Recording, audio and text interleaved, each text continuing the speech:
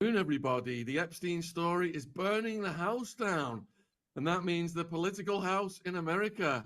Are both sides compromised?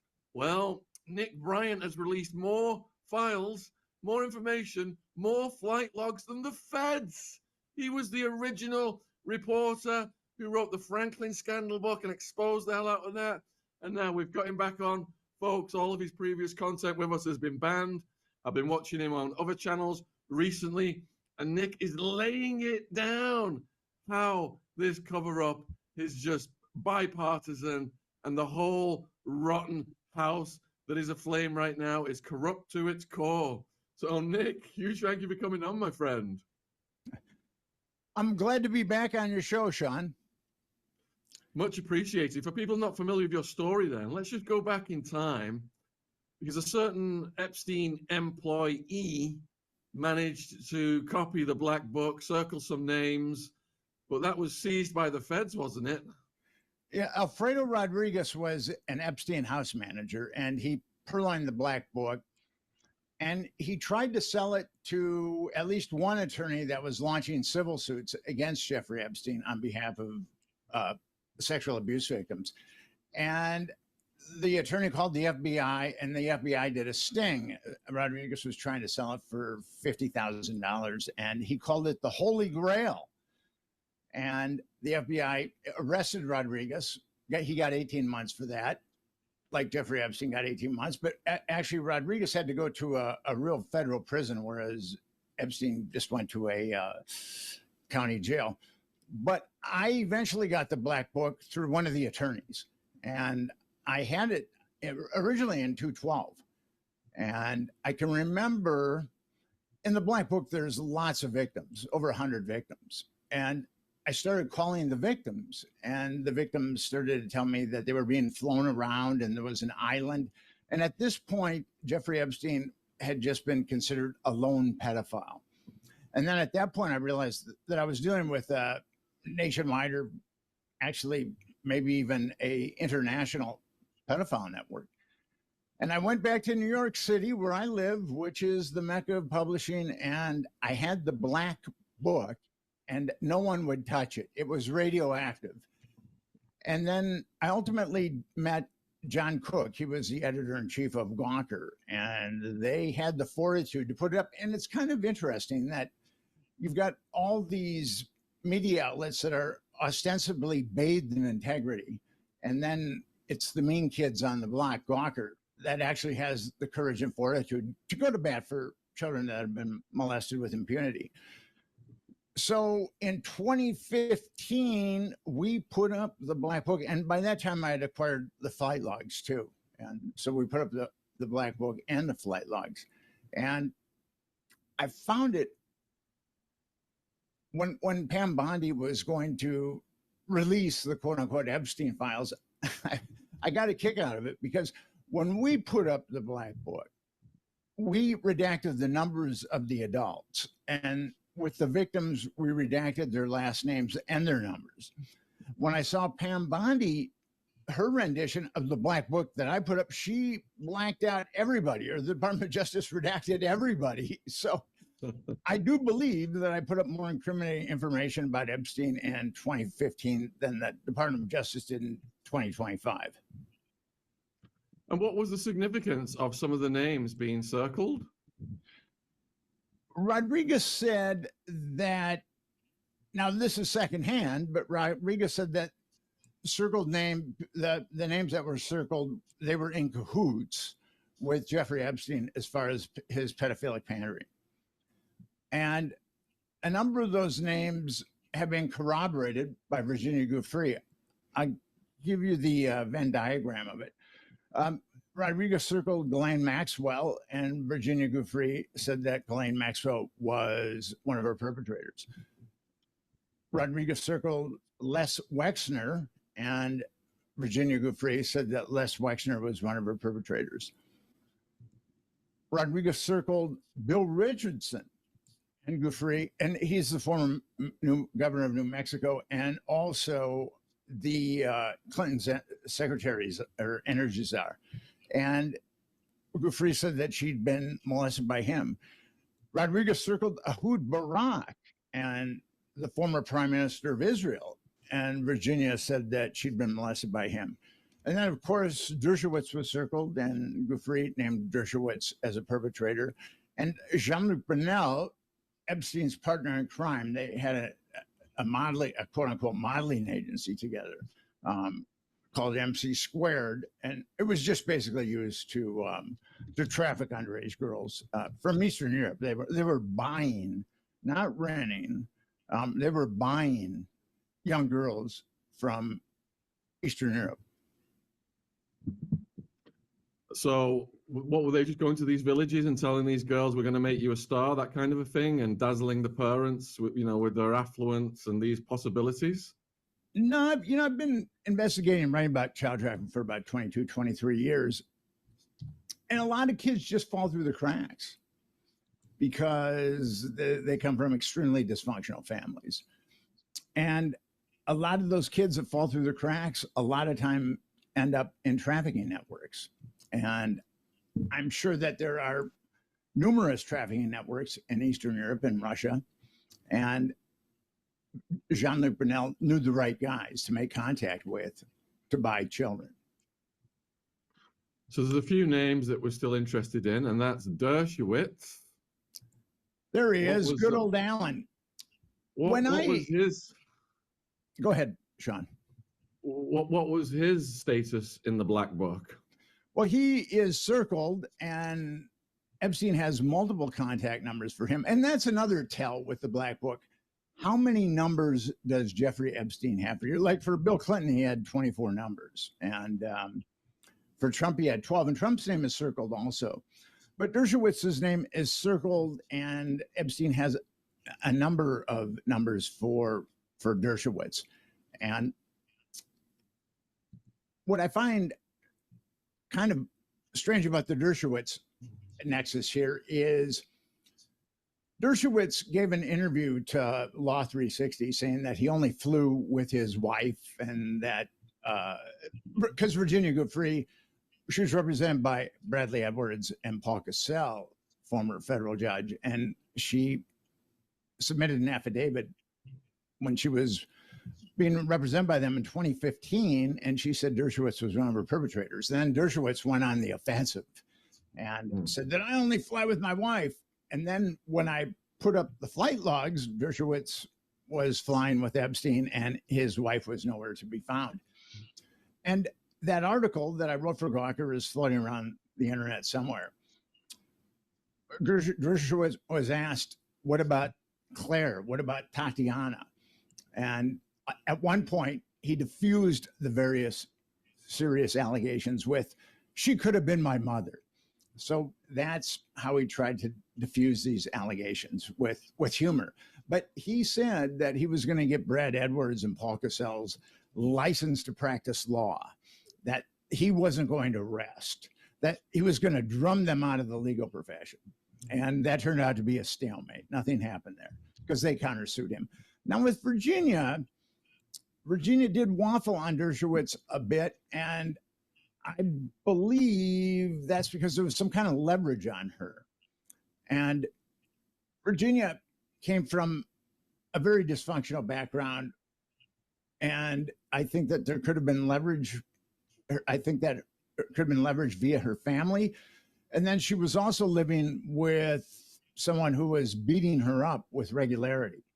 And I think that there could have been leverage via her husband and his family. So, but for whatever reason, Virginia walked back Alan Dershowitz a little bit. She said she may have made a mistake. All right, I'm going to continue with Dershowitz in a minute, but let me just tell the viewers then, wherever you are watching live in the world, we welcome you. So this is such an important story right now, and we are surprised that it's blown up like this again, but threatening the political establishment to the degree it is presently. Anyway, it's very important to support Nick. Nick's link tree is in the description box. Nick's link to his X is in the description box.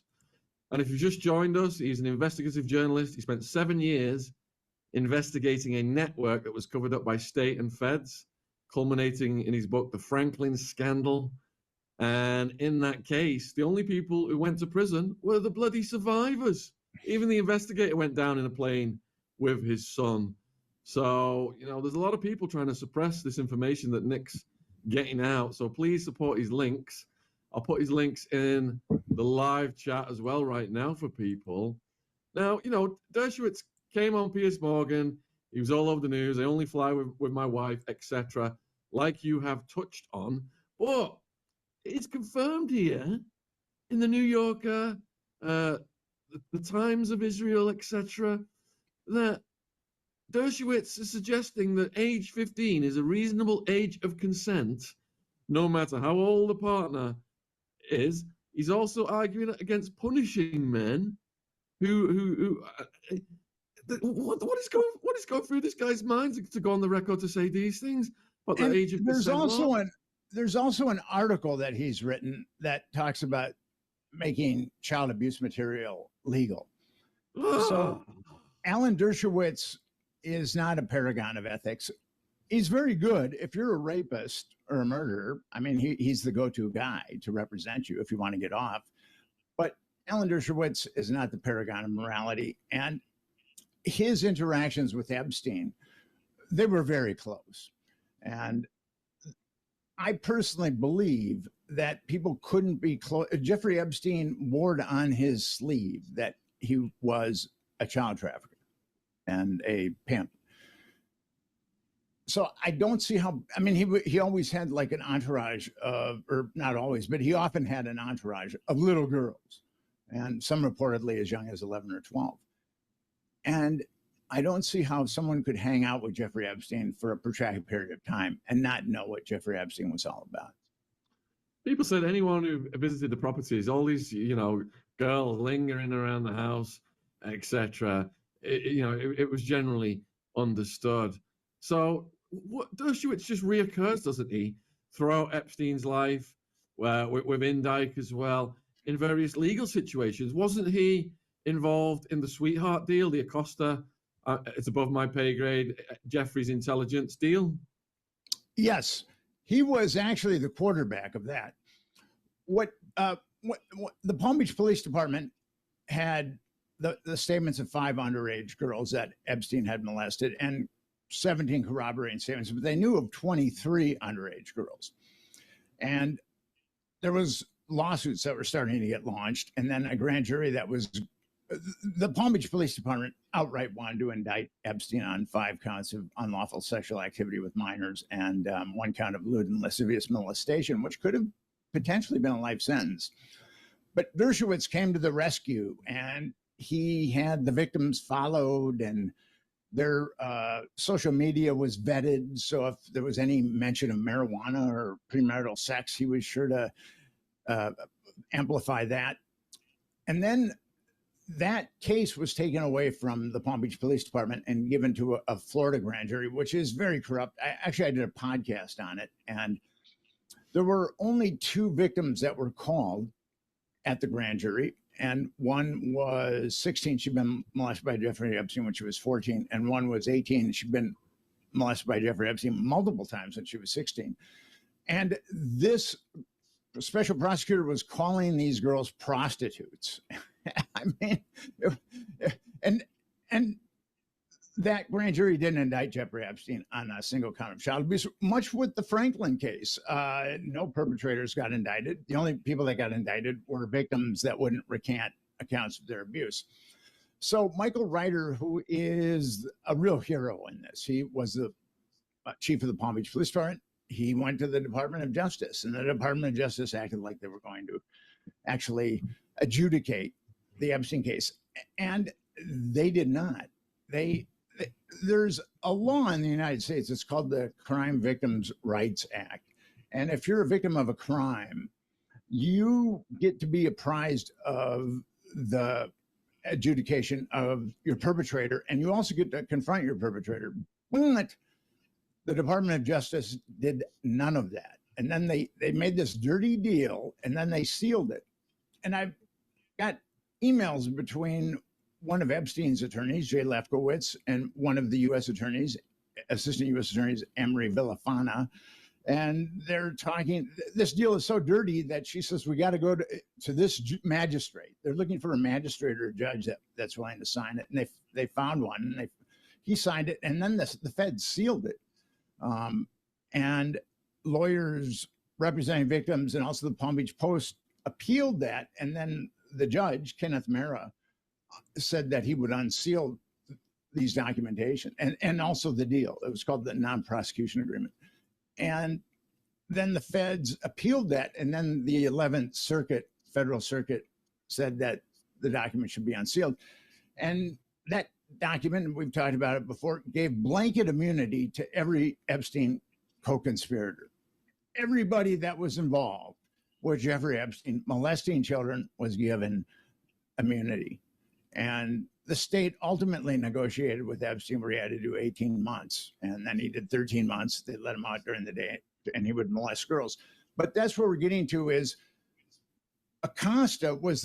Alexander Acosta was the U.S. attorney for Southern Florida at that point. And he was the guy that signed off on the very dirty deal. And we've said this a number of times. When he was being vetted by the Trump administration for labor secretary, he was asked, why did you go so light on Epstein? And Acosta said, well, I was told that Epstein was intelligence and I had to stand down. And I dug into this a little bit. And according to legal scholars that I've talked to, there's only two people in the government that can tell a U.S. attorney to stand down. One is the attorney general and one is the president. And at that point, in 2007, Alberto Gonzales was the attorney general and George Bush II, the cognitively challenged George Bush, was the president. And so they must have signed off on it. Alberto Gonzales isn't going to cover up a nationwide pedophile network unless his boss, the president, okays it. He's not going to put himself out on a limb like that.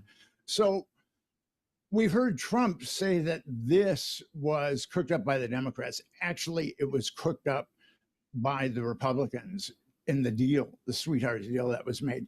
And that deal named co-conspirators that were given immunity. So for Trump to say that it was cooked up by Hillary or any Democratic operative is unbelievably disingenuous and actually pretty stupid because it's so easy to prove otherwise. And the sweetheart deal begs two huge questions that are really relevant right now. And the first one is, how can this administration deny that there was an Epstein list and he was intelligence when Acosta confirmed that? And you have just talked about the chain of command that would have authorized that. That's the first question. And the second question is, Maxwell was supposedly covered from prosecution under the sweetheart deal, and she's tried to play that in the legal system, continues to play that in the legal system, but now she has the possibility of playing Trump's own words and Pam Bondi's own words and saying, look, there's no list, there was no clients, the whole thing is a hoax. Why the hell am I in prison? Let's we could look at them one at a time then, Nick. Well, let's look at the Department of Justice and FBI released a very strange document a couple of weeks ago. And it said there actually is two things in it that I agree with. It said that there are over 300 gigabytes of child abuse material taken from Epstein. I agree with that. And that there are over, quote unquote, 1,000 victims. And I agree with that. But let's walk back and see how all this came to the fore. On February 26th of this year, our Attorney General, Pam Bondi, said that she was going to release the Epstein files. It was, I think Epstein files, Epstein lists are used interchangeably. I never really believed in an Epstein list. It's not like Jeffrey Epstein ran a travel agency and he kept a list of his patrons on the refrigerator with a magnet. Actually, the Black Book has a lot of the perpetrators. I mean, that is the grail. I mean, a lot of the people in the Black Book aren't perpetrators, but a lot of the people are. But anyway, Bondi said on the 26th that she was releasing the Epstein files. And then there were no new revelations. And I got a kick on it. I released more incriminating information on Jeffrey Epstein et al. In 2015 with Gawker. between the Black Book and the flight logs than the Department of Justice did in 2025. So Bondi came out and released these documents, and actually she released the Black Book that I put up, but we redacted the names of the phone numbers of adults, and then with the victims, as I've said before, we redacted their last names and also their numbers. And with Bondi and the Department of Justice, they redacted everything. So there were no names in the Black Book. Everything was redacted. But then when the documents turned out to be a nothing sandwich, Bondi came on and said on national television, said that she'd been bamboozled by the FBI New York field office. So that gives us an indication of one of two things. She didn't look at the files and she was inept, or she was lying on national television. And as you know, Sean, we've gotten to know each other over the years. I'm a charitable person. I'll just describe ineptitude to her. But then she further tarnished her credibility by saying that there was a truckload of evidence and only matters related to national security will be redacted.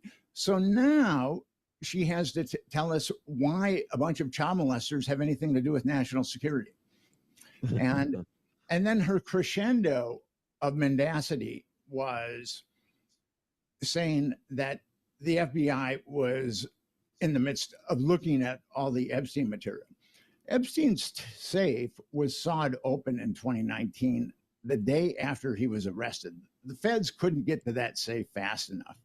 And they took out many, many disks and hard drives. And according to the New York Times, there were hundreds, if not thousands, of images of child abuse material. So we're supposed to believe Pam Bondi when she says that the feds are vetting, are looking through all the evidence. The feds were looking at the evidence the day that they opened that safe up. There were double shifts. I mean, I can't imagine them not immediately starting to look at what is in Jeffrey Epstein's safe, because I think a lot of very interesting stuff was in Jeffrey Epstein's safe. So the Trump administration has kept lying and lying, and they put the white elephant in the living room, and then they came out with that silly document that said Epstein hadn't pandered to anybody, that he molested all these girls by himself, and that there wasn't any blackmail involved. So they thought that they could kill the white elephant, which was in the living room, and they killed the white elephant. But you know, the white elephant is still in the living room, and also it's starting to really, really stink. With Ghislaine Maxwell, yes, there was that deal that was made that gave her blanket immunity in Florida, and somehow the feds did contravene that. Their argument was that the Southern District of New York didn't have to adhere to a deal that was made in the Southern District of Florida. That was the argument that was made. And now with Ghislaine Maxwell, she was indicted on 2 counts of conspiracies, but no one else was indicted. I mean, you know, so the federal judicial system is having some real problems with Jeffrey Epstein. And Maxwell is obviously going to play that card that the feds declared that Jeffrey Epstein hadn't worked with anyone or pandered to anybody. And if she gets out, that will be an unbelievable, egregious miscarriage of justice.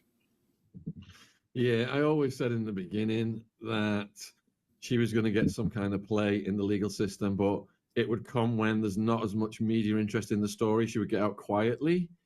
And she's got a lot, I reckon, on the Clintons, etc., and perhaps even Trump, because we've seen Trump now suing Rupert Murdoch over this alleged letter he sent to Jeffrey for his 50th birthday that was of a sexual nature with a bawdy doodle. And that's just really blown up in the news in the past couple of days. Do you think that is a warning shot fired by Maxwell, as many independent researchers are presently claiming, that she's basically saying to Trump, I've got much more than this. Unless I fall through the cracks, I've got leverage on you, and I can, open the gates of Pandora's box. The thing with Maxwell is she's always had leverage. She knows exactly who those perpetrators are. Exactly. In the Franklin scandal, Epstein is kind of, in many ways, a carbon copy of the Franklin scandal, but the child trafficking network that I wrote about. And there were two primary pimps. There was Lawrence King and there was Craig Spence. And Lawrence King kept his mouth shut and was given 10 years, not for anything to do with molesting children, which he molested hundreds of children, but for his financial crimes. He had plundered a credit union called the Franklin Credit Union, ergo the Franklin scandal. But Craig Spence was actually, he had a lot of media. Well, they both had a lot of media on them. But Craig Spence was the blackmail artist. He was the guy that had the mansion in Washington, D.C. that was rated for audiovisual blackmail. And I reported on that. I've got a lot of corroboration on it. And it shows up in two of the books that I've written. And Craig Spence was used to his creature comforts. There's no way that he could have, I think, been able to take prison. So I think that this dark, malignant corner of intelligence that gives us King and Spence and Maxwell and Epstein told him that either he could kill himself or they would kill him. So he checked into the Ritz-Carlton in Boston, and in a tuxedo, he took an overdose of nortriptyline, and he wrote some stuff that was kind of incriminating, but that was how Craig Spence went. With Epstein, there was just too much media on him. He could no longer be a blackmail artist. And the same thing with Diddy, because all these civil suits were being filed against Epstein and all these civil suits were being filed against Diddy. And the thing is, I believe that Epstein was involved in blackmail, and I also believe that Diddy was involved in blackmail. But now that these federal lawsuits started coming out and it started blowing up in the media, that completely negates their ability to be blackmailers. And I think that Epstein probably couldn't have handled prison. And that's why he died a very mysterious death that the feds gave us some videotape of. It's gotten to kind of silly. I think Maxwell was given a deal, and this is just my extrapolation. Ghislaine, you've done some good work for us. You've helped us compromise a lot of people, but you're going to have to do some time. There's just too much heat on you. But, we'll keep it to a minimum. And they put her in dormitory living really quickly. And dormitory living is generally for inmates that have been exemplary inmates that are nearing the end of their sentence. So Ghislaine Maxwell had it cush right out of the gate as far as federal prison. And her lawyers have been appealing her conviction ever since. And her family has a website saying that she's innocent. She's really, Ghislaine Maxwell is a malignant witch, and she should spend the rest of her life in prison. She was only indicted on one count of child trafficking when she trafficked children for probably 25 years. And that's a heavy sentence in the federal system. That's 15 to life. So she should have spent the rest of her life in prison. But so it'll be very fascinating to see how Ghislaine Maxwell's case is adjudicated from here on. Yeah, it absolutely will, because Jean-Luc Brunel ended up unalived just like Jeffrey, but Maxwell goes on doing a yoga at Club Fed and having all this leverage, which is fascinating to see how it's going to play out. So with Craig Spence, one of the headlines was Midnight Tours of the White House. Could you expand on that? Craig Spence was doing his blackmail thing. He was a CIA asset, like Epstein was a CIA asset. And he was giving midnight tours of the White House with gay escorts, and I think probably underage victims in tow. And the Washington Times launched a big story about it. And the Washington Times did some amazing reporting on Craig Spence. And I think that that's ultimately why Craig Spence was given the choice of either we kill you or you kill yourself, because there was just too much attention on him. But what I found fascinating is the Washington Times was pumping out these really good articles on Craig Spence. They were even nominated for a Pulitzer Prize. And the New York Times, well, the Washington Post and the New York Times and the LA Times ganged up on the Washington Times and basically said that they were publishing fictions. And we've seen that before, like with the Gary Webb case, where the big three will gang up on a smaller newspaper that's launched a very startling story about something that's connected to the CIA. So another name then that has come up over and over again. I mean, we looked at the flight logs 5 or 6 years ago, and he was on the flights with all of these East European sounding girls like Titania, etc., without his security detail. And that's Bill Clinton. And Trump is saying now that this hoax was made up under the Clinton, Obama, Russiagate era by the Democrats. Why would the Clintons want to implicate themselves by furthering this story? Because it seems to me that Bill Clinton's more deeply involved than Trump. Would you say that that is the case, or am I wrong? It's difficult to know who is more deeply involved, Bill Clinton or Trump. Bill Clinton, Epstein was getting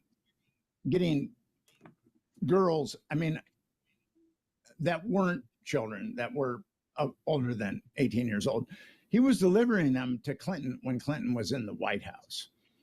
And as I said earlier, Epstein had 24 contact numbers for Clinton. But then Trump has this long legacy too with Clinton or with Spence or Epstein. So it's difficult to know who is in mesh. But Bill Clinton has been compromised for a very long time. And when he was awarded a Rhodes Scholarship to the UK to study at Oxford, it's been reported that he was working for the CIA at that point, reporting on anti-war demonstrators. So I think Bill Clinton has been dirty for a very long time. And Donald Trump does not have the most pristine background either with his dealings with the mafia, the Italian mafia. And it's been alleged also the Russian mafia. And he and Epstein were friends for a very, very long time, as the letter seems to indicate. All right, so we have also got this guy who I imagine is sweating right now because he's paid all this money off, and this story just won't go away. He keeps trying to creep back into the public limelight and get more duties under King Charles, but this story must be haunting him. As it should. I have no doubts that Jeffrey Epstein was pandering underage girls to Prince Andrew.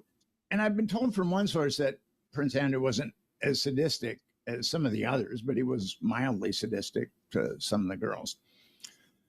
So, and it's nice that his mom came and bailed him out. The lawsuit was settled for anywhere from 12 million to 15 million. We don't really, I think that the low on that one is 12 million. And why would anyone give up $12 million if they were innocent? I mean, I wouldn't give anybody $12 million if I were innocent. And of course, Prince Andrew had that disastrous interview with the BBC where he said that he didn't sweat. I mean, he really came off as the knucklehead that he is, because he is a major knucklehead and a pervert too. But what I find really elucidating is that the Epstein scandal just doesn't go away. And Trump has exacerbated it. And I believe that I started this odyssey in 2002, and I've been at it for 22, 23 years. that, and I've seen the government cover up these child trafficking networks. I saw it with Franklin. I saw it with Epstein. I think we're seeing it with Diddy. I've never seen government prosecutors work so hard to throw a case as they did with Diddy. And what is happening is there is this wellspring of attention. And it's great because I started an organization called Epstein Justice. And we're lobbying the Congress. We got a tough battle ahead of us. We want a congressional commission to investigate Jeffrey Epstein. And we want two things from that congressional commission. It's pretty baseline morality. We want to know why the government covered up child trafficking, and we want the perpetrators to be prosecuted. Two very simple things, but it's going to be a dogfight, I know. But a lot of people are coming to Epstein Justice at this point, which is great because, as you know, I've been fighting this battle a long time. And the mainstream media has made me radioactive. No one in the mainstream media will trifle with me. They do their best. And actually, the larger podcasts don't really want to have anything to do with me either. And my journalism is very pristine, as you know. I mean, I'm very circumspect when I write, and actually when I'm speaking. So it's been hard for me to get my message out, but the Trump administration over the last couple of weeks has really helped me get my message out. And this is there's some major reasons why, as Americans, we have to fix this. The government shouldn't be involved in covering up child trafficking, in the very least. And if you cover up a crime, you're aiding and abetting that crime. So our government right now is aiding and abetting child trafficking. And I believe that we've got a perfidious system and it's rife with blackmail, and we have the opportunity now to just flush it out.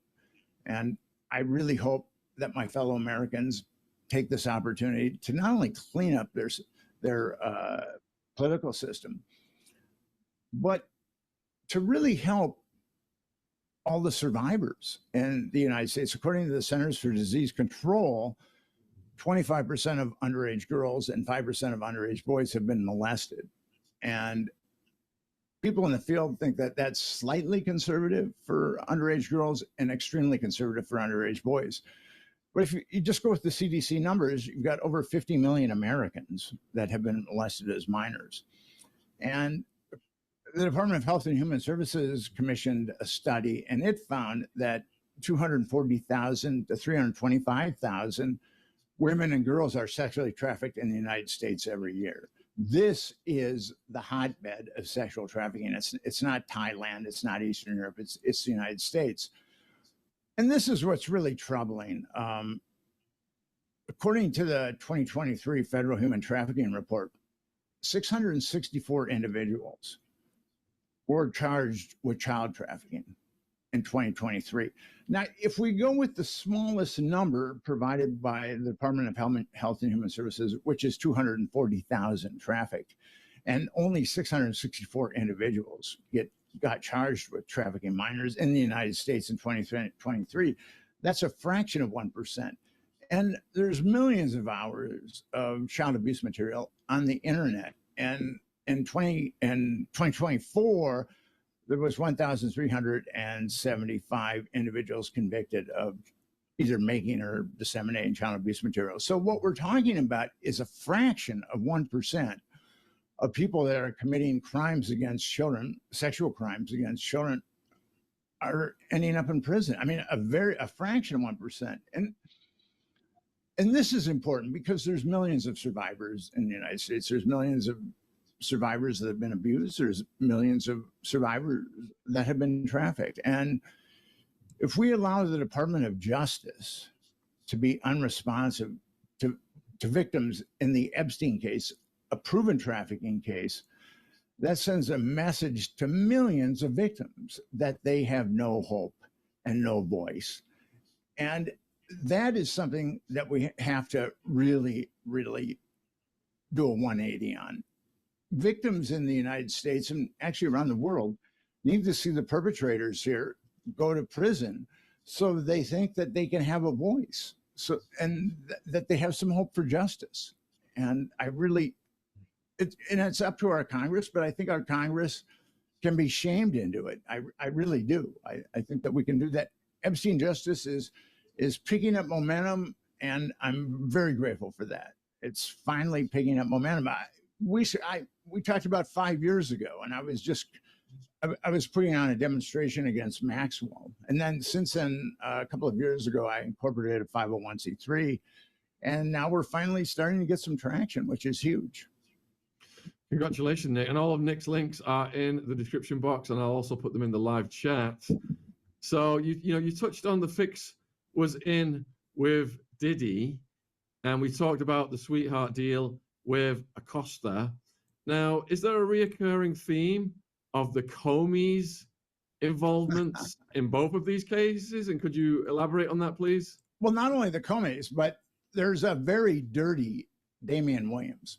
Damian Williams was the U.S. Attorney for the Southern District of New York, and he oversaw Maxwell's trial, which was very carefully choreographed. There were 4 victims that were called, and they'd only been molested by Epstein and Maxwell. So what we have there is definitely keeping a tight lid on the Epstein case via the Maxwell trial, because there were so many quote unquote people from the press. And Damian Williams was also the U.S. attorney that oversaw Diddy's grand jury. And that grand jury was really, it was also dirty. And again, at this point, there were 5 lawsuits pending against Diddy. And I think he'd paid off Cassie at that point, but there were 4 others. And 2 of them were minors that had been trafficked, and when they'd been molested by Diddy. And one of them was little Rodney Jones, who's a hip hop producer. And he said that Diddy is constantly trafficking children. And, he tried to voice his displeasure about it, and Diddy threatened him. And he also talked about Diddy's hidden cameras, which that has since been corroborated. So Diddy was getting way too much press and media on him to be an adequate blackmail artist. But that grand jury that was oversaw by Damian Williams was also a joke. I mean, it should have indicted Diddy on multiple counts of child trafficking. I mean, there were, these victims come forward. Really, 2 of these victims came forward really early on against Diddy. And to be molested as a minor and to go up against a monster like Diddy, I mean, they really summoned their courage. And then for the government to say they don't, the government essentially said they don't exist. Like the government said the Epstein never pandered children to any of his cronies. So with Diddy, we have a very similar dynamic. And Maureen Comey, she was the assistant U.S. attorney for the Maxwell trial, and she was the assistant U.S. attorney for the Diddy trial. So she's very good at covering things up. Between the tandem of Damian Williams and Maureen Comey, that's a superlative tandem if you want to cover something up in the U.S. attorney's office. So as soon as you see these names involved in these cases, then does that just tell you that the fix is in from the get-go? I wrote an article on Diddy on May 1st, 2024, and it said the fix is in. As soon as I saw that Damian Williams was overseeing the matter, I knew that the fix was in. And it was kind of strange from the beginning, because those search warrants that the feds executed on Diddy's home in Los Angeles and also his Miami home, they emanated from the Southern District of New York. You would think that they would emanate from the Southern District of California or the Southern District of Florida, but instead they emanated from the Southern District of New York, so Damian Williams could keep a close eye on things. And Damian Williams is part of the political machine. He's a very dirty guy. And he was Terry McAuliffe, who was a bagman for Clinton and also the governor of Maryland, was basically schooled Damian Williams on how to be dirty in politics. So one of the things that made me think the fix was in was the disappearance of the charges pertaining to the weapons that had the serial numbers removed, because that's an extremely serious offense that carries a high prison term, isn't it? And that, all that just went into the Bermuda Triangle. Well, I mean, not only that, you've got the weapons, you've got the drugs, you've got the trafficking of minors. And now he's only facing 2 counts of the Mann Act, which is transporting adults across state lines for immoral purposes. So he's looking at 20 years. And this is kind of, I wondered about this. There was a very dirty grand jury with Damian Williams that indicted Diddy on 1 count of racketeering. It could have indicted him on multiple counts of racketeering. But then that original indictment was superseded by other indictments. So I thought, well, Diddy's going to have to do some time. But then the feds worked really hard to throw that case. And now Diddy's just looking at 20 years. And he'll probably get 5 to 10, and he'll get to keep all his money. I don't think he'll be a very good blackmailer at this point. So, I mean, the feds are going to have to go on to other blackmailers, which I'm sure they have already. But he's served his usefulness, as Maxwell had served her usefulness, as Craig Spence had served his usefulness. So, viewer question. Thank you, Nick, for your work. Why do you think Damian Williams quit before Diddy went to trial, Nick? I think Damian Williams was there to do damage control. First with Maxwell and then with Diddy. And I believe I've been very vocal about Damian Williams on some very big podcasts. And I don't know if I was contributed to that, but Damian Williams had done his dirty work and he could recede into anonymity. It'll be interesting to see where Damian turns up. I'm sure he's going to turn up at a very high-powered law firm where he's given lots of money. And this is kind of interesting. I've studied the Black Book, and Damian Williams was given a scholarship of, I believe, $90,000 to attend Yale Law School by the Soros Scholarship Fund, which and Daisy Soros, the brother of George Soros. And what's fascinating to me about that is Peter Soros is circled twice in the Black Book. Twice. He has a distinction of being circled twice, and he's on the board that gave Damian Williams that $90,000 to attend Yale Law School. So is this something that's really ominous, or is this just a strange coincidence? We don't know. I don't know. Just to recap, because we've got almost 2,000 watching live across all platforms. We started out introducing Nick. He was instrumental with getting the Black Book out to the world. Now, the Black Book, the Jeffrey employee, he circled people in the book who he believed were involved with Jeffrey's heinous activities. And you're saying this Soros character was circled twice? I mean, what? How monstrous does that indicate your behavior must be? It's either a very strange coincidence or something that's extremely malignant. I just don't know. But Damian Williams, I've done some background on him, and he was heavily plugged into the Clinton machine. And I think that he got tainted while he was working for the Clinton machine. As I said earlier, Terry McAuliffe, who became the governor of Maryland, McAuliffe was a bag man for Clinton.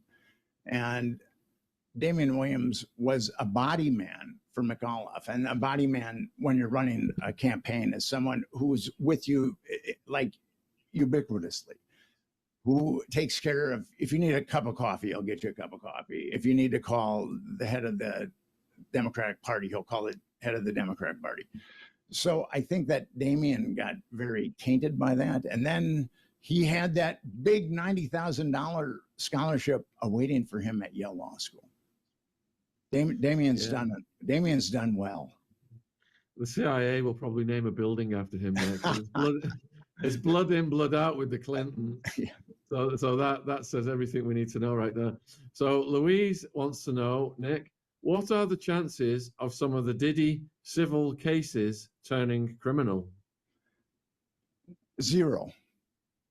Unfortunately, once you're tried for a conviction, you can't be retried. It's called double jeopardy. Although a number of these civil cases that are being launched by minors. I guess you could indict Diddy on new counts of child trafficking, but the government isn't going to do that. I mean, the government had so many indictments against Diddy and worked very, very hard to throw that case. So I think that Diddy's going to have to pay out a lot of money like Epstein, but the government isn't going to touch him again. And that's really and I've been at this for a long time, and I'm continuously watching child molesters walk. And Diddy is a child molester, for sure. I've got no doubts about that. So thank you for the super chat, Paulie. Paulie saying that politicians that did not fall for the Epstein trick were attacked in the Netherlands, and 5 ministers had this thing. And Anne-Marie is asking, Nick, how many times have you ever been threatened to shut up and stop your investigations? I've had one overt death threat. I've also been followed, and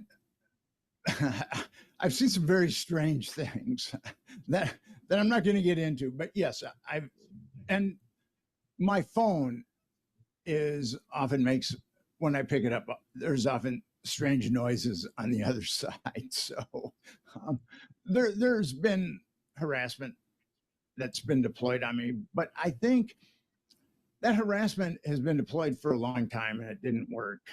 And I think that the malignant corner of intelligence that deploys Jeffrey Epstein and Diddy and Craig Spence have realized that to stop me, they're going to have to kill me. And do they really want a martyr? I mean, that's, I got to say one thing though, they've been very good. And I'm talking some malignant corner of intelligence at marginalizing me. There's someone that's helping me get some traction in the media. And we had lunch a couple of days ago. And he goes, as a journalist, you are radioactive. So that's what happens to people like me when we uncover cases like this and we don't back off. My career has been hurt pretty extensively, but what's kind of amazing, Sean, is I've been able to make a living as a writer throughout all of this harassment and throughout. I don't think any major publication in the United States would have anything to do with me at this point. And but they don't excoriate me. They just ignore me. And that dark malignant corner of intelligence has also locked down the Wikipedia page on the Franklin child abuse allegations. You can go there and it reads nonsensical, like children are eating feces and things like that. And a number of people have really worked very hard to correct that Wikipedia page, but it's been locked down. And these guys, or whoever they are, will not give an inch on that page. And as soon as you make a change, they'll change it back if you can get past being locked out. And I think that Wikipedia page has really hurt me, especially when I've gone to Los Angeles and tried to pitch stories. I found that people in LA don't really read a lot. I know that that's kind of a gross generalization, but I can give you an example that's actually kind of funny. I had a friend who got into showbiz, pretty young producer, done really well. And then he had some chemical dependency issues that kind of set his career back. But when I was in LA pitching the Franklin scandal, he hooked me up with a couple of rising Hollywood executives. And I met with one of them, and then the guy who introduced me to them forwarded an email that they had sent him about me. And they were saying what was true about the Franklin scandal and what wasn't. And they'd never read the Franklin scandal. So that's where I've come to. I mean, Hollywood, I think, relies heavily on Wikipedia. Nick, it is the mainstream media that is toxic. They're like Chernobyl, just rotting to the core. And it's a badge of honor that they don't want to be involved with you because they're on their way out anyway. And the new media is taking over. And your authenticity just, you said that you're making a living. Of course you're making a living because your authenticity is your karma. And your karma is always going to see you through when you're doing the right thing. And we salute you for that. Now, we're being, one of the major things that people are asking then is about intelligence and who Jeffrey worked for. We'll get to that in a minute because this question kind of leads to it as well. Why isn't Wexner being investigated by the FBI? Because we interviewed Maria Farm and she had a lot to say about what happened at the Wexner properties. Well, Wexner has that connection to the CIA via, I think it's Southern Air Transport, and also big time connections to the mafia. So he is someone that is one of the oligarchs that is being protected for sure. I've got no doubts about that. I wrote an article for Sheer Post and I really get into all his mafia connections. He lives in Columbus, Ohio, and there was a law firm that wasn't part of his corporation, but worked for his corporation. And the lead attorney that worked with his corporation was shot in the back of the head, execution style, in midday in Columbus, Ohio. 222 bullets to the back of the head. And on there was a homicide report that came out after, and Les Wexner was the principal. he was the prime target of that homicide report, and then the Columbus police chief ordered that homicide report to be destroyed, but it wasn't destroyed, and I've got a copy of it, and some other people have copies of it, and you can see a copy of it on my Sheer Post article about where I get into Les Wexner and how dirty he is. So there's a theory that whatever happened to the unaliving of Jeffrey and the unaliving of Jean-Luc Brunel, that multiple intelligence agencies would have to be instrumental. So the two main ones that have been cited are the CIA and the Mossad. Do you think that Maxwell and Jeffrey were collaborating with both of them? And to what degree each? Epstein and Maxwell, I mean, Maxwell's father was definitely hooked up with Israeli intelligence and probably some other intelligence too. I think Western intelligence used him also. And people ask me this all the time. And my belief is Epstein very well may have been working with the Mossad, but I really don't think that the CIA is going to let the Mossad compromise American politicians on American soil without getting a cut of that intelligence. And I think that they work together. It's kind of like the Gambino family and the Genovese crime family. They're crime entities that work for their best interests. And I think that if Epstein was in fact working with the Mossad, that he was also, that the CIA or whatever dark malignant corner we've been talking about gets a cut of that intelligence too. And do you think that, there are so many people compromised in politics on both sides that if they did tell the public the full extent of what Jeffrey and Maxwell were up to, it would just cause a capitulation in the faith of the system? Well, I think that the system has been, according to Americans, very shaky for a long time. I mean, a lot of Americans are very, very skeptical of their government. I think that was the lure for Donald Trump, that he was an outsider and he was coming in on a white horse and he was going to drain the swamp. I think that we're learning something a little different about Donald over Jeffrey Epstein, but we've got to clean our system out of this, or else they're going to just take us off a cliff. And the wealth polarization is unbelievably egregious. The rich are getting richer, the poor are getting poor. During COVID, there was a new billionaire that was minted every day, while regular Americans were losing their jobs and their businesses. So I think Americans are very, very skeptical. And Donald Trump promised them transparency. And conservatives are very, very concerned about child abuse and child trafficking.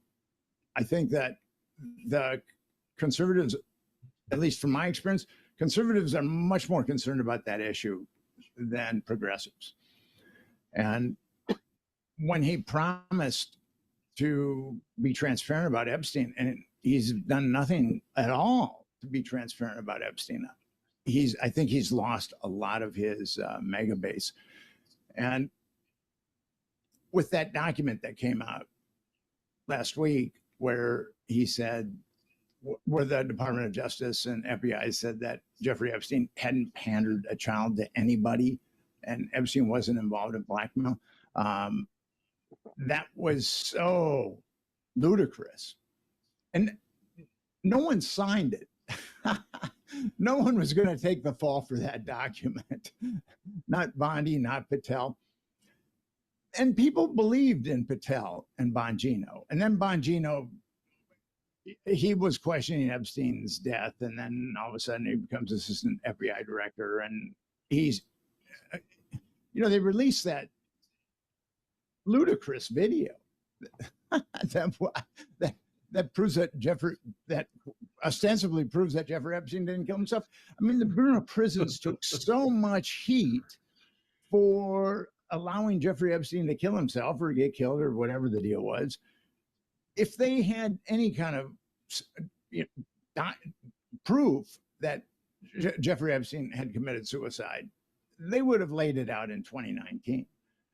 But they didn't. And then the FBI releases this ridiculous video footage that's even been edited. I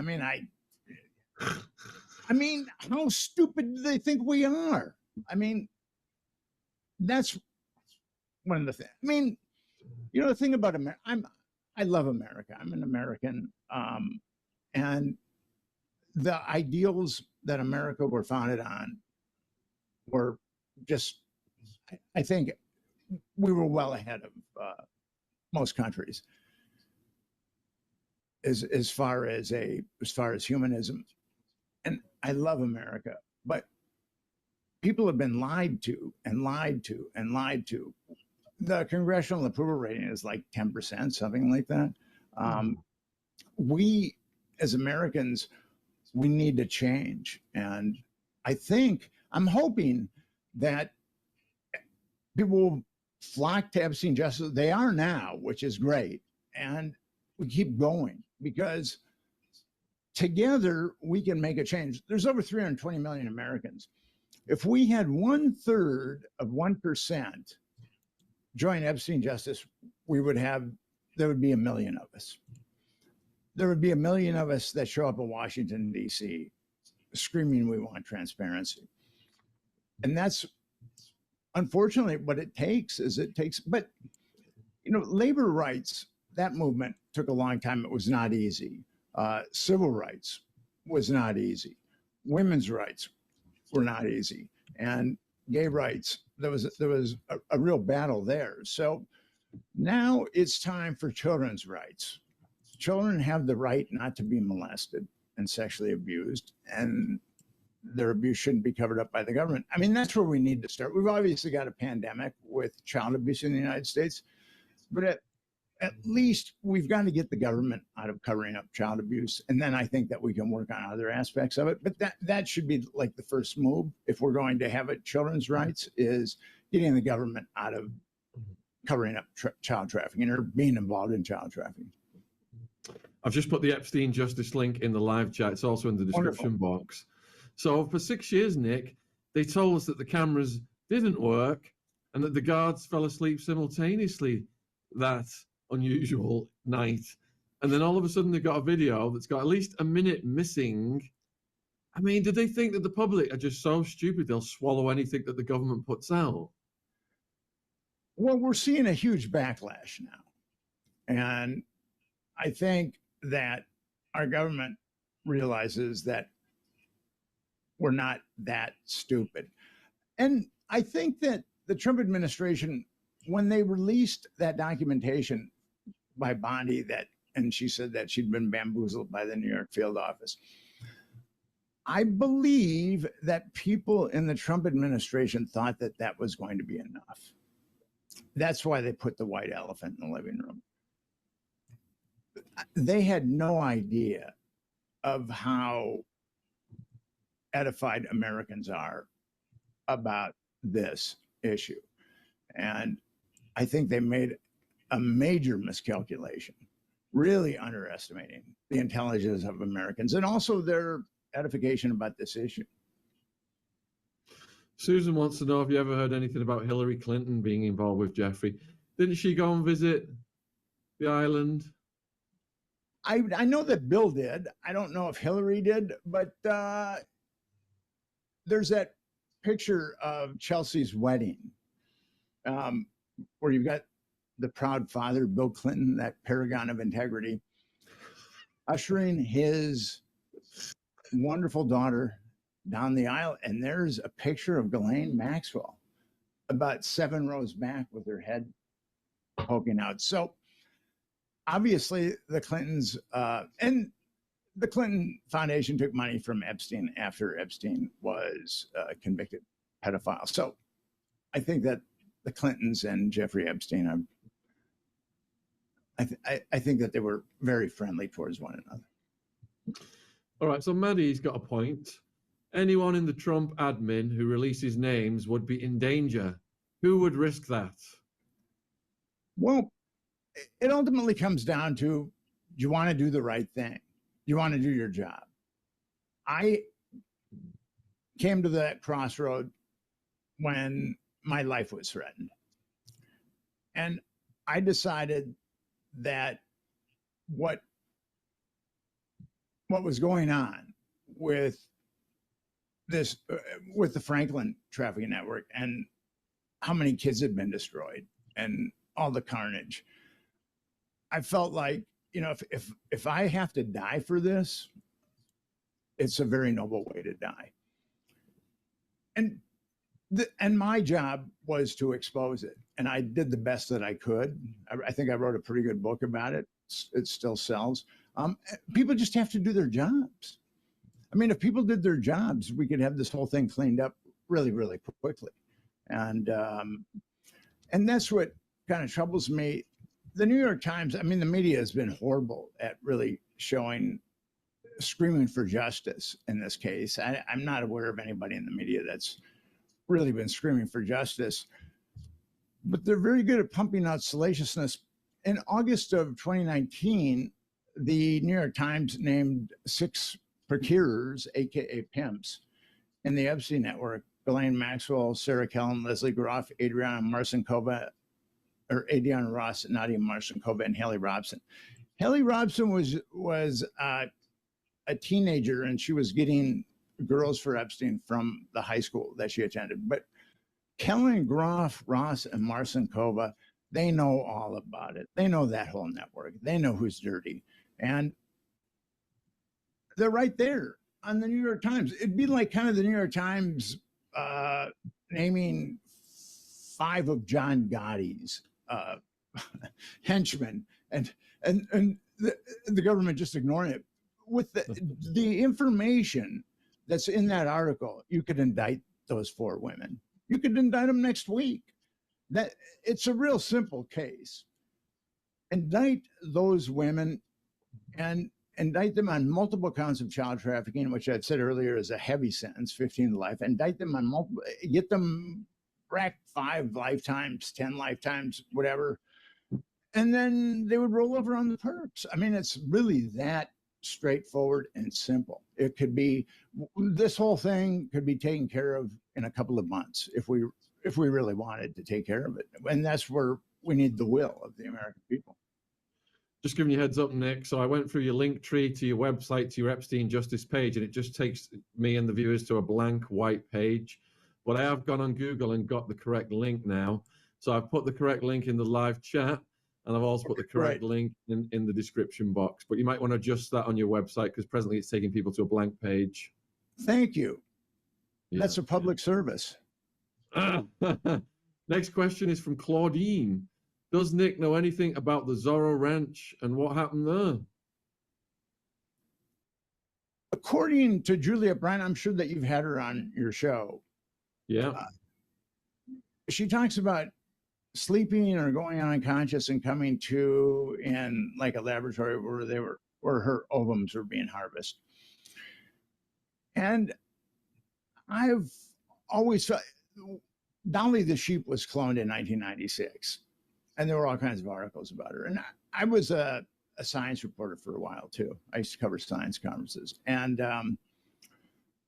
so when Dolly the sheep was cloned, even before I got into all this crazy stuff, I said, there's got to be rich megalomaniacs out there cloning themselves. It's very easy to clone. Actually, people are cloning their French bulldogs for $60,000. And I don't have anything against the French, and I don't have anything against bulldogs, but I've always thought that being a French bulldog was bad karma. I don't know. It's just kind of an intuition mind. But anyway, you can clone a human for $1.5 million. With an ovum, you get an ovum, and then you take out that DNA, and then you insert the DNA that you want, and then you give it an electric charge, and sometimes the mitosis cell splitting process will start, and sometimes it won't.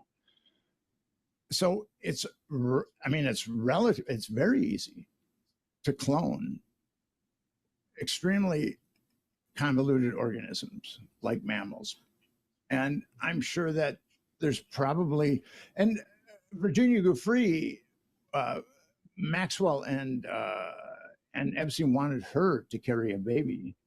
So I think that that these megalomaniacs, these twisted megalomaniac psychopaths are definitely cloning themselves. That's pretty much. And then with Zorro Ranch, New Mexico, so Bill Richardson was named as a perpetrator, and Bruce King was also named as a perpetrator. He was also governor of New Mexico. And Epstein, when he was in New Mexico, didn't even have to register as a sex offender. That's how much clout he had in New Mexico. So I think some ominous things really went down in New Mexico, but again, because of the government cover-up, it's going to be a while before we really know the extent of what went on with Jeffrey Epstein and in New Mexico. So there he is, Bill Richardson. You said it cost $1.5 million for a rich person to clone themselves. Yes. I imagine this is it got to be a black market because cloning is illegal, is it? Yeah, I mean, it's against the law to do cocaine, but that doesn't stop people. So it's against the law to clone, but that's not gonna stop these rich megalom. I mean, if they're molesting kids, I don't really think that cloning is gonna be an ethical concern to them. There he is, Bill Gates. So do you think that there are cloned people living amongst us presently? I mean, I had thought that rich megalomaniac, once Dolly the sheep was cloned, I had thought that rich megalomaniacs were going to clone themselves. But now with what Julia Bryant has said about her eggs being harvested and what Virginia Giuffre has said about Epstein wanting her to carry a baby, I think it's entirely possible that that we've got cloning going on. Wow. So Joanna has got a question for you. Bill Gates has given Microsoft employees incredible red carpet IVF benefits for decades. Do you think it's related to Epstein and his eugenics? That I do not know. Bill Gates was obviously involved with Epstein. According to the Standard, Evening Standard in the UK. There was a really good article written about Epstein in 2001.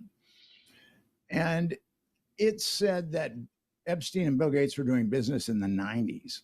Now, according to our media, Epstein and Gates didn't meet till 2011. But if that article out of the UK by Nigel Rosser is, if it's accurate, Clin and Gates have been hanging out forever. And I could see Bill Gates being compromised in a heartbeat. I don't think it would be very hard to compromise Bill Gates. What, did Gates' own wife out him? Yes. Yeah. As leverage in the divorce settlement? Yeah. And there's been innuendo that Epstein has him compromised. And I think if Epstein could compromise a person, they were compromised. I mean, that's what I believe. And I think Bill has this lust for young women, maybe girls, and which has been shown at Microsoft. I mean, he was always a Microsoft employee. So I'm sure that Epstein dangled something in front of him that he liked. And voila, Bill is blackmailed. And we've gone. And here's something that it's a relatively new revelation that I've had. Les Wexner gave Jeffrey Epstein power of attorney over his fortune. And Les Wexner's a billionaire. And Jeffrey Epstein could do anything he wanted to with Les Wexner's money, anything he wanted to. And according to Vanity Fair, you can't make this up. I mean, the difference between truth and fiction is that fiction has to make sense. Vanity Fair reported that Les Wexner gave Jeffrey Epstein the keys to his kingdom because he was lonely. I mean, I couldn't make that up. And now a number of media outlets have reported that Leon Black, who was definitely part of Epstein's pedophilic blackmail operation, and just a very sordid, nasty guy all around. Leon Black, the billionaire, gave Jeffrey $160 million because Epstein was helping him with his taxes. So, but what I initially thought that it was all about blackmail, but actually I think Epstein cleans money for a lot of people. For that dark, malignant corner of intelligence that we know does things that make all kinds of illicit money. I think Epstein was a laundromat too, in addition to being a pedophilic pimp and a blackmailer. I think he was also a laundromat, a huge laundromat. A question from Joaquin. Does Nick connect Epstein to Clinton other than via the Lolita Express, via Iran-Contra? Epstein, Maxwell, CIA base, Maine, Arkansas, Clinton, governor of Arkansas. Epstein's name has never come up in association with Mena, Arkansas. You know a lot about Mena, Arkansas, too. And I'm not aware of his name ever coming up with Mena, Arkansas. So the connection, Nick, you touched on it earlier. You talked about Air America and Southern Air Transport. They were the CIA airlines bringing their product in from South America. And then, Asia. And those airlines were rehoused to Ohio. Yes. By Wexner and Epstein. So that's where the two worlds intersect, the drugs and the transportation of the people. Yeah, I mean, that's entirely possible. And as I said, Epstein was a laundromat. And so we know that the CIA or some malignant corner of the CIA makes a lot of money doing a lot of illicit things. And somebody has to clean that money. And I think that's also what Epstein was doing, was cleaning money. So Epstein was a busy guy, man. You know, he was a serial child molester. He was a serial child trafficker. He was a serial blackmailer. He was a big-time money launderer. It's a talented guy. You got to give him that much. He was a talented guy. So you've got a question from Linda Lou. On the list, was Trump with his wife on the list, the original Black Book list, I think? No, it was just Trump. And I think Epstein had 12 contact numbers for Trump, and also, and Trump's name was circled. But again, there was that lawsuit that was filed by a woman named Katie Johnson against Trump and Epstein. And she said that she'd been molested by Trump and Epstein when she was 13 years old. And the lawsuit was withdrawn. And I've heard various stories about why the lawsuit was withdrawn. And I looked for her for 3 years. And I finally found her. And I really wanted her, I really wanted to know, was this affidavit that she filed, would she stand behind it? And but she refuses to get back to me. And over the last, I don't know, couple of years, I think I've contacted her like 3 times. Because she could be a victim, and if she is, I don't want to put any heat on her. Oliver's mom, Nick, why is the link to Trump making news now? Couldn't it have been used to a better purpose for the Democrats prior to the 2024 election to prevent him from winning? I think that Trump saying that he was going to be transparent about Jeffrey Epstein was one of the greatest unforced errors in modern political history. That's what's gotten Trump into trouble. He was Mr. Transparency. It was going to be transparent with the FBI or with JFK, MLK, and Epstein. And we're seeing that he's been having transparency problems with various things. But the thing about Epstein, and this is, there's a lot of Americans, we talked about it, that have been molested and trafficked. People are concerned about, was our government supporting and covering up for a child molester and child molesters? That's a pretty powerful issue. And that's a visceral issue. And I actually believe that's probably the only issue that can unite the right and the left at this point. The media has done an amazing job at polarizing the right and the left. And I think that children molested with impunity, covered up by our government, might be the only thing that can actually bring together the left and the right. Look at the amount of money the banks have paid out in the Epstein case as well for their enabling. Julie's got a question. What do you think is on the list that we haven't heard about yet? I don't know. There could be additional people that I haven't heard of, although we know who a number of them are. As Alfredo Rodriguez said, the Black Book is the Grail.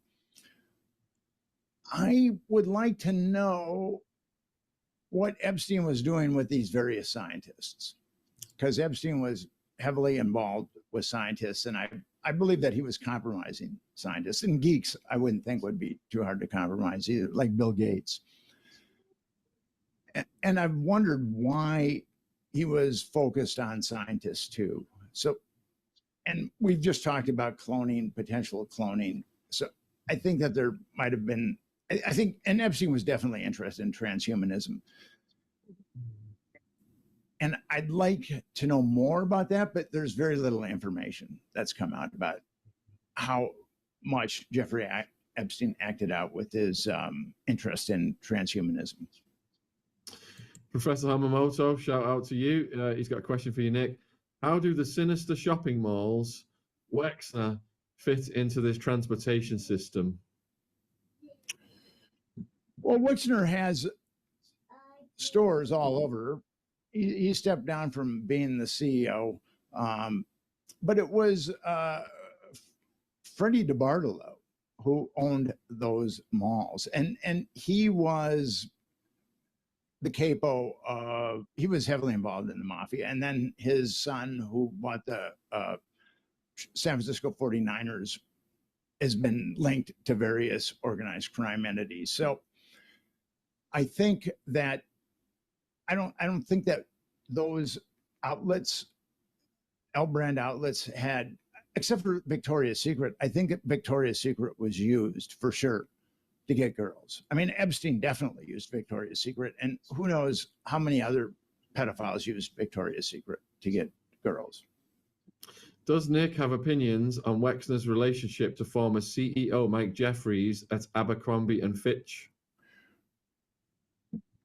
Pedophiles living happily together and doing business. I mean, that's they're both pedophiles, and it's kind of interesting that Jeffries had to take a fall, and Wexner he's one of the oligarchs. He's protected. He's not going to take a fall, but Jeffries, I was happy that at least Jeffries got named as a pedophilic perpetrator. Sharon wants to know whether the civil lawsuits against Epstein could provide a ton of information. There's a lot of information that can be gleaned from those civil suits, but here's the problem with that. The Epstein Victims Compensation Program is really dirty. It was started by Jordana Feldman, or it's overseen by Jordana Feldman, who oversaw the 9/11 Victims Fund. And it's also, I think David Boies is one of the architects. And David Boies is a very dirty lawyer. And he conscripted Stan Pottinger when he took on these Epstein cases. And Stan Pottinger has a history of intelligence. So I think it ultimately became an intelligence operation, covering up for an intelligence operation. But there were 225 women that applied for compensation in the Epstein Victims Compensation, for the Epstein's Victims Compensation Program, and 150 were awarded compensation and 12 declined compensation. And the reason why they declined is if you got money from the Epstein Victims Compensation Program, you could not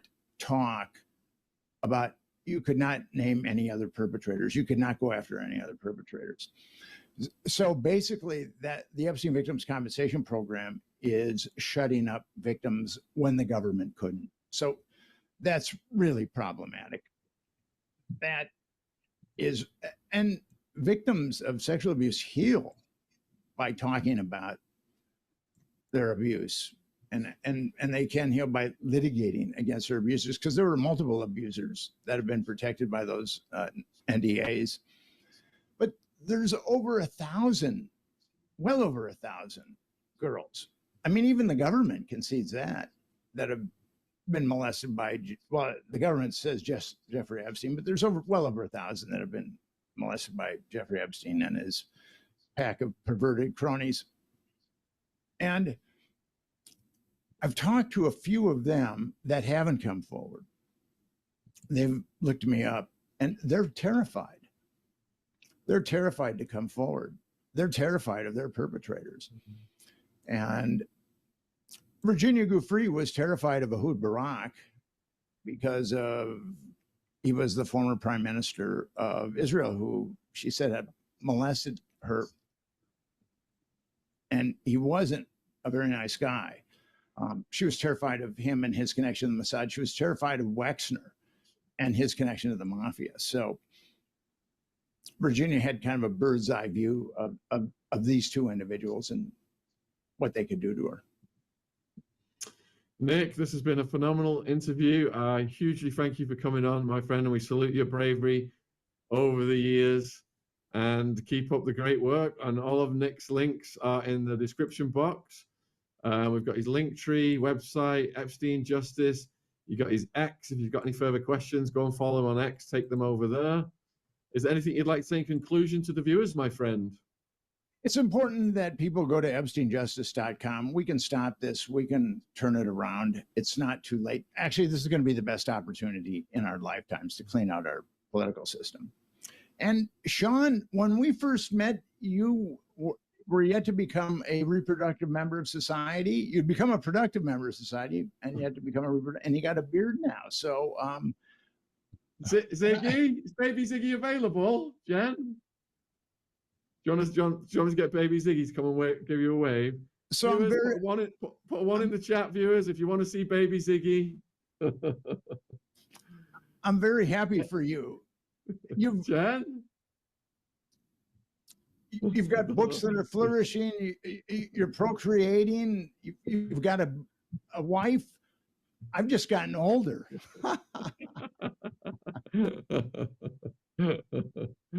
I'm not getting any response. Ziggy might not be available, unfortunately, right now.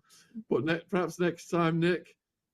Huge thank you, my friend. I'm going to let you go, and I shall close the show. Cheers. Great to see you, Sean.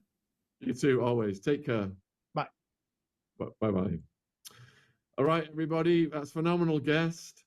And please support Nick through his links. But don't quite go anywhere yet, because I've got a treat for you. We have been talking for months now about getting Epstein's niece on. I'm about to show the trailer for the first time. So let me know in the chat what you think of this, because this is mind-blowing. The cult stuff that she gets into, the esoteric stuff. And here we go anyway. Let me make sure this is correctly. I am Jeff Epstein's niece.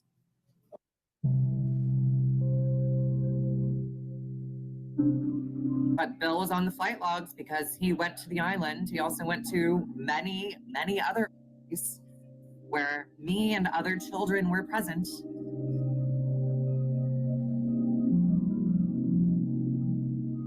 With my experiences, I believe he wanted to talk more about the other parties involved. And I know he didn't kill himself. I'm not sure whether they let him go and get plastic surgery and flee the country, or if they did kill him. But I do believe he was a pawn, and that his story blew up in the media to keep people from looking beyond him. If Jeffrey was the one villain in charge of it, then, oh, he's dead, it's all over, everything's good now.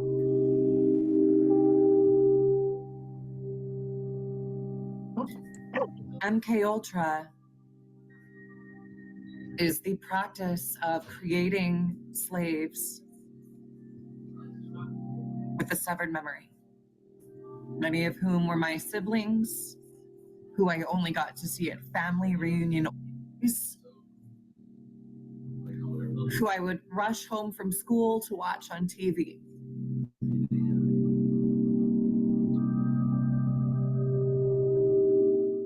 I moved back to New York City because my ex-husband had a scheme to try to allow me to speak about some of this in court, since court testimony can be used as evidence to potentially open up a criminal case. But when I got to the hearing, I was only allowed to say my name and address, and the judge refused to let me speak beyond that. When we had gone to the FBI a couple years ago, they interviewed my father and said, oh, he said nothing happened, so we're going to close this case. If every successful politician is born into this world, they have vested interest in keeping it quiet. The cult of Baal, B-A-L. My family masqueraded themselves as Jewish publicly, but behind closed doors, you know, at Passover dinners, when I was drugged, would admit, we are Satanists. What do you think of that, folks? Because that is going to be released at 9 a.m. tomorrow. Epstein's niece's first full-length interview coming at 9 a.m. tomorrow. I'm putting the link in the live chat now. Set your alarms. If you're watching this on replay, I'll put the link in the description box, and you're going to hear stuff you've never heard before. It's going to be absolutely mind-blowing. I know so many people are asking questions about the occult side, and you have got the occult side. 9 a.m. UK tomorrow. Baby Ziggy has run into the room.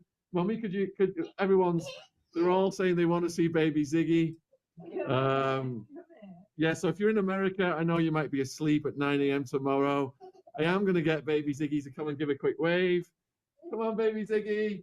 I'm going to be back tonight. We're going to be doing a live call-in show on did Maxwell fire a warning shot to Trump? And we've got, do you remember the two young people we had on?